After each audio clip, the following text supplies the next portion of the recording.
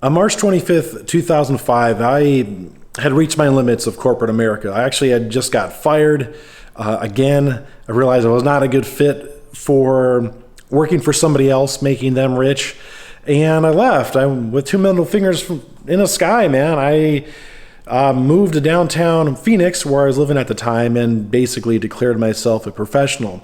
I had wrote one simple note in my journal, which said, "Shoot and get paid." That was it.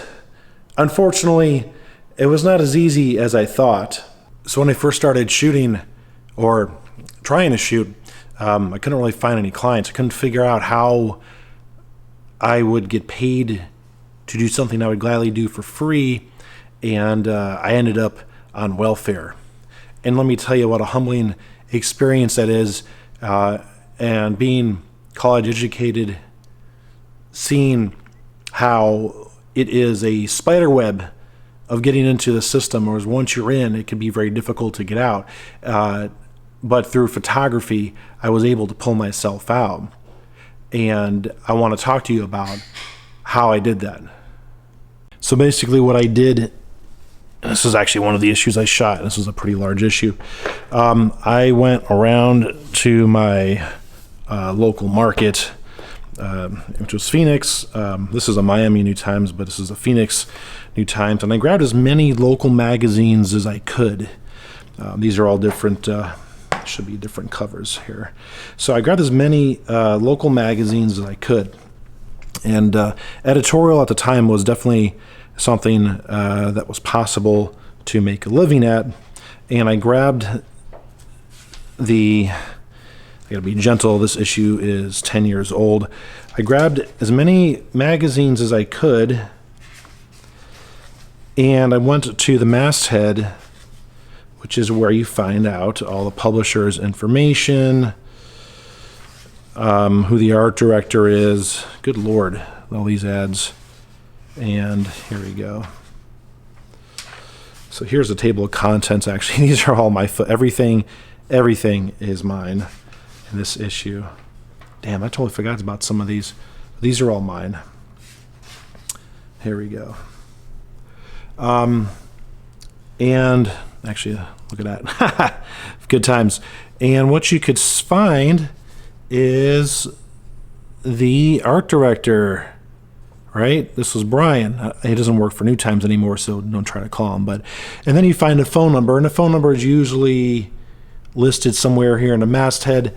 You find the phone number, and you write it in a address book, and you kind of put that, make a collection as many magazines that you want to work for, and you start a list of people that you are going to cold call and email.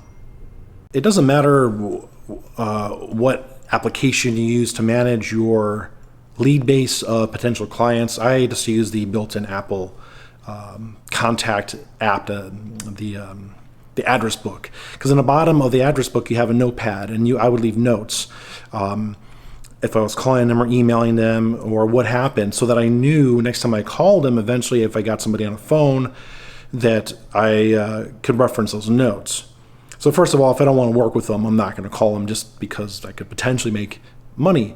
You have to really want to love what you do, and with photography you have to love it, especially because you may not make money right away, and if you don't make money and you don't love it, then you don't got nothing, and then you bail. That's the thing. So for me, loving it, I was like, all right, I love it, and I will figure out a way to make it work. I just need to get some income coming in. So here's the plan. Monday, Wednesday, Friday I would email. Tuesday, Thursday I would call. Next week, Monday, Wednesday, Friday I would call. Tuesday, Thursday I would email, and I would continue to follow up until either they said, go to hell, don't call us anymore, stop harassing us, or let's come in and we will see your work. So in the notepad of the note area, the contact app with a Mac, you can put different notes, as I was mentioning. And so my notes were like this. If I left a message, it would be LM1 in the date, or the date LM1, and then a brief note, called, got the receptionist, then I left a message, or LM2 for the second time left a message, or EM1 emailed one, or NA for no answer. And eventually, if I just could not get a hold of somebody after, say, like 4 weeks of trying, I would just kind of put them in like a back burner collection, and I would come back to those people. Basically, they were no longer hot leads. So I'd come back to those leads at a later date, usually about 2 or 3 weeks, giving them a break, and then hopefully they forgot about me, and then I'd call them back, and then maybe that would trigger something, and they would finally get a hold of me.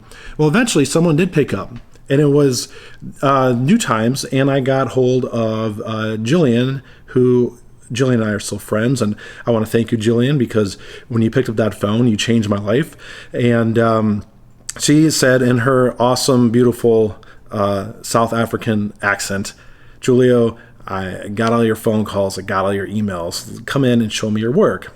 So I was like, holy shit, this is really happening. And I went in and showed her my book. It was a very crappy portfolio. It was plastic sleeves, 8.5 by 11, crappy borders. Like the cheap printers have weird, uneven borders. It was a mess. But she saw something in the work that inspired her. And quite frankly, I couldn't wait till all my ducks were in a row. That's what I had. I was on welfare. I had to do something. And she says, okay, Giulio, I have a feature for you. And my heart stopped, because a feature is a cover, often a cover and interior. And it was a story on ambulance chasers and the whole shebang. If you follow the link below, I'll put a link to my website, or I'll make sure you guys can see the photos. But I made sure for that next week, because it's a weekly, right? This is Village Voice Media. Sorry, I don't think I said that earlier. This is the Phoenix New Times, Village Voice Media, and every week is a new issue. So your turnaround has to be fast. So my entire life that week was that particular assignment. No matter what I was doing, I was going to make damn sure that work came out, and it came out good. And that is basically the very beginning of how I pulled myself out of poverty. So this was really only the beginning of the story, and it's basically a cliff notes. I actually did a bunch of other stuff between landing this job with Jillian at New Times.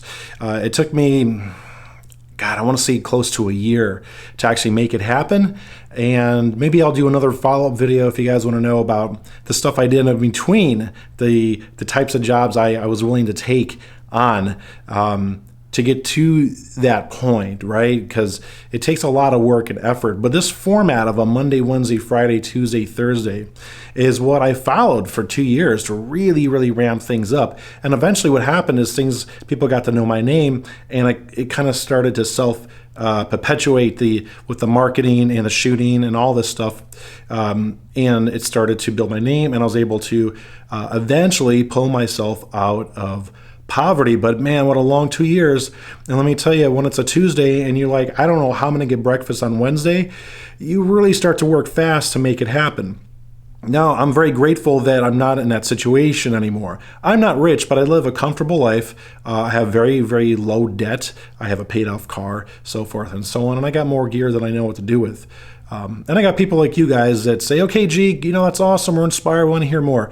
So if you liked the video, give me a thumbs up. If you don't, that's totally cool. Give me a thumbs down. Leave in a comment. Let me know what's inspiring you. If this inspires you, what you are interested in hearing in terms of the business. I'll be happy to kind of vlog and go into more of my work as my career progressed from 2007 up until 2017.